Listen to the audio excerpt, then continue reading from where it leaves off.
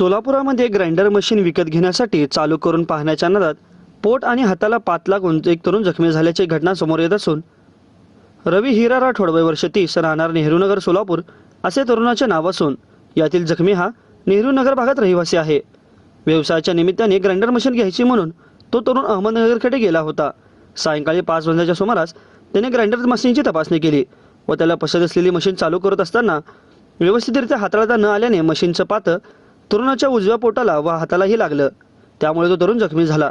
लोकांनी त्याला तातडीने खासगी दवाखान्यात प्राथमिक उपचार करून घेतले व त्यानंतर बुधवारी त्यांच्या पुतण्याने त्यांना शासकीय रुग्णालयात दाखल केले। त्या तरुणावर सध्या उपचार सुरू असून तो सध्या शुद्धीवर असल्याचं डॉक्टरांनी सांगितलं आहे।